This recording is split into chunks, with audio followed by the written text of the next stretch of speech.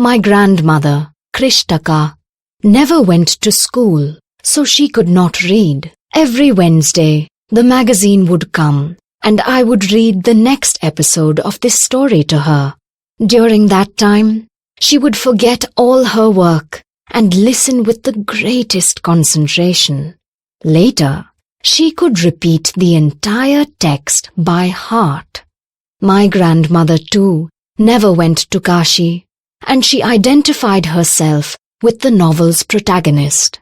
So, more than anybody else, she was the one most interested in knowing what happened next in the story and used to insist that I read the serial out to her. After hearing what happened next in Kashi Yatre, she would join her friends at the temple courtyard, where we children would also gather to play hide and seek. She would discuss the latest episode with her friends. At that time, I never understood why there was so much of debate about the story. Once, I went for a wedding with my cousins to the neighboring village. In those days, a wedding was a great event. We children enjoyed ourselves thoroughly.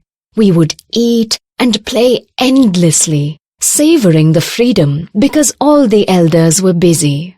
I went for a couple of days, but ended up staying there for a week. When I came back to my village, I saw my grandmother in tears. I was surprised, for I had never seen her cry even in the most difficult situations. What had happened? I was worried. Ava, is everything all right? Are you okay?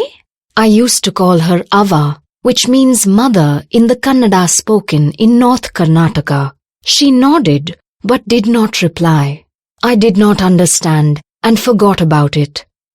In the night, after dinner, we were sleeping in the open terrace of the house. It was a summer night, and there was a full moon. Ava came and sat next to me. Her affectionate hands touched my forehead. I realized she wanted to speak.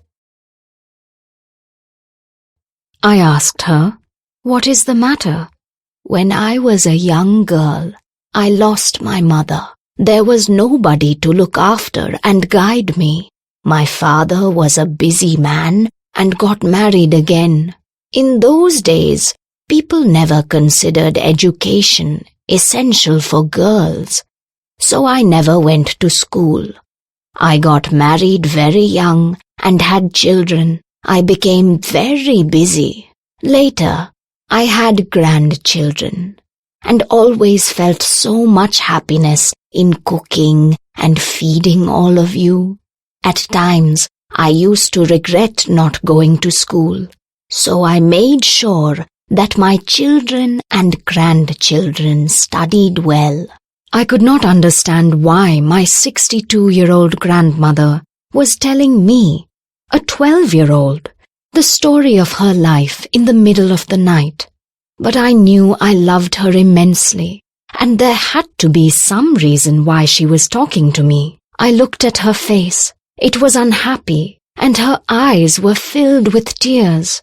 She was a good-looking lady, who was usually always smiling.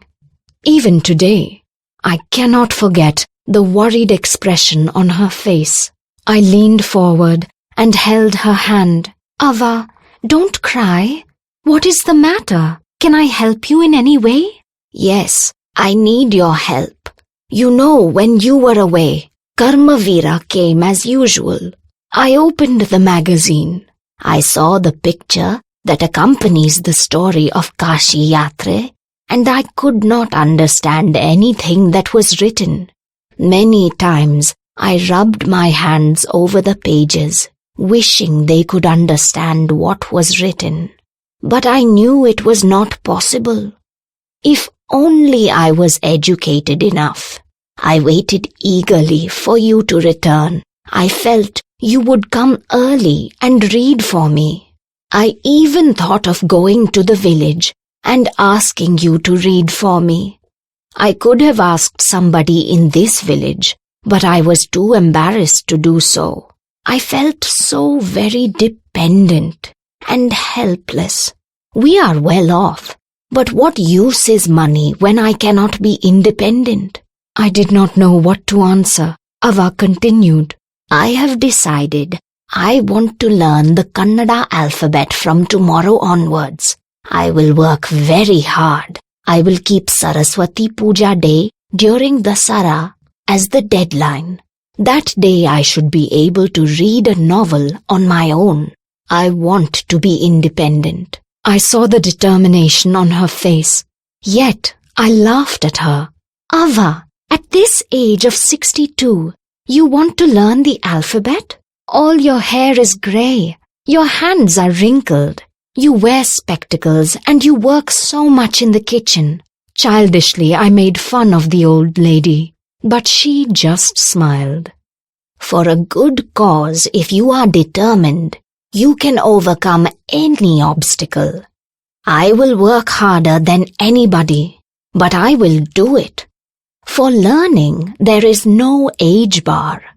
The next day onwards, I started my tuition. Ava was a wonderful student. The amount of homework she did was amazing. She would read, repeat, write, and recite. I was her only teacher, and she was my first student.